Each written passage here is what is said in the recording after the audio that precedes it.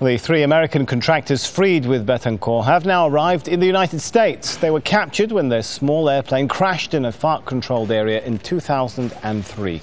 Clayton Swisher has more. After 5 years of captivity, a jubilant return to home soil. These 3 American military contractors, Keith Stansel, Thomas Howes, and Mark Gonsalves, left for Colombia in 2003 on a mission to track Colombia's illegal drugs trade. For their families, an agonizing wait is over. Just looking forward to getting my arms around him. You know, I'm definitely Daddy's girl and have been missing him very much. Stansel, Howes, and Gonsalves were aboard a single-engine plane on a surveillance mission over Colombia. Contractors outsourced by the U.S. government to fight its many battles, in this case, the so-called war on drugs. The mission ended in disaster when they crash-landed into the Colombian jungle. They were quickly captured by FARC rebels, but not before 2 of their colleagues were shot dead.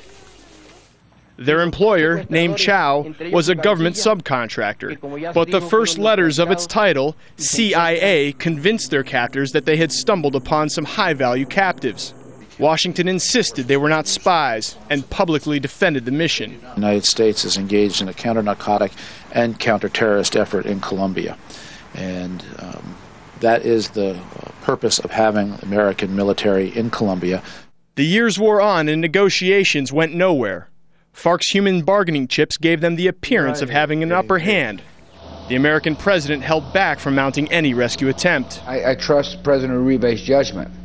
And my message isn't to President Uribe, my message is to the FARC, and that is to give up these hostages. The Colombian president, enjoying warm relations with Washington, was unequivocal.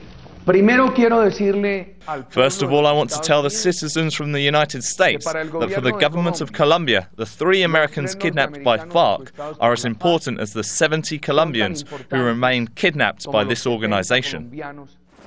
Patience worked. A spate of successful operations in recent months, including the assassination of a top FARC commander while inside Ecuador, proved a turning point. Thursday's homecoming for these Americans is a clear boost not only for the Colombian military, but the U.S.-Colombian partnership in fighting the FARC, an organization that now appears to be on its knees. Clayton Swisher, Al Jazeera.